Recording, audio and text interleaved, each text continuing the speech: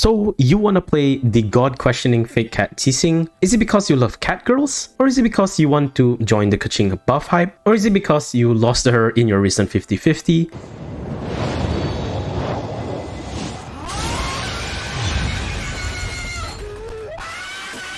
Whatever the reason is, welcome to Keqing in a nutshell, where I break down the ins and outs of a character. Today, I'll be talking about Keqing, the original Electro Archon. I'll be breaking down her playstyle, her best weapons, ideal artifacts, and finally her best teammates. Alright, let's begin with this video. Keqing is a 5-star DPS character. She can be built two ways, the normie Electro DPS way, or the Giga Chad physical DPS. No matter which playstyle you go, both still does amazing damage. The main way you'll be doing damage is by pressing and holding left click after doing your set rotation. Now this applies to both Electro and physical Keqing, so you don't have to worry in that way. Her elemental skill is Stellar Restoration, where she throws a hairpin at the opponent and she will decide whether or not she wants to follow with the hairpin or not. If she decides to reactivate the skill, Keqing will teleport to the hairpin and her sword will become purple. If you decide not to fly to the hairpin, you will continue to do stone white damage. So what's the difference? If you haven't guessed it by now, if you build Electro Keqing, you should always press E twice, while if you are physical Keqing, you should never ever reactivate her skill. And I really mean it when I say never. Her burst is Starward Sword, which is basically Claudia's skill.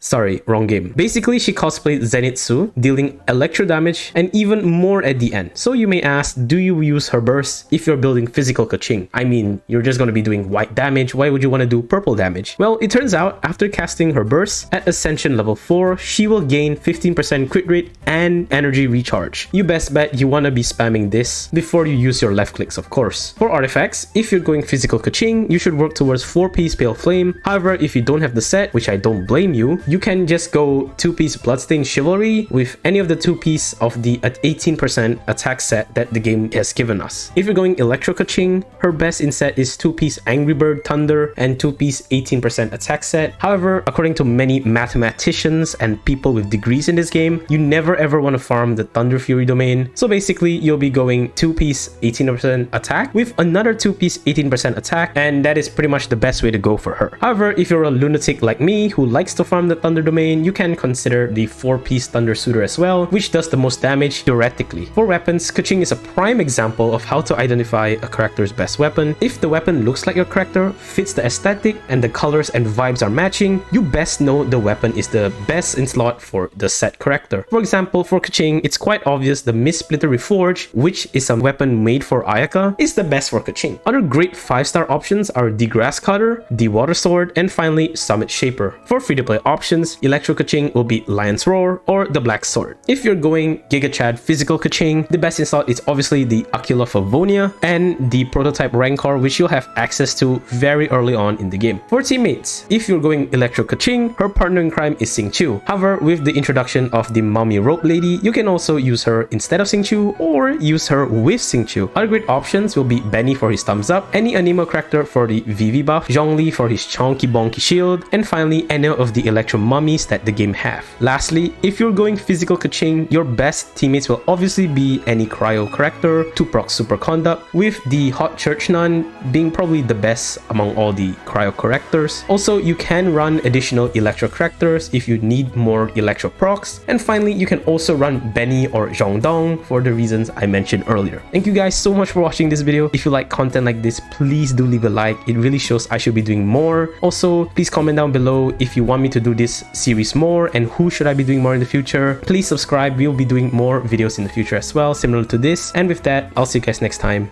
Peace.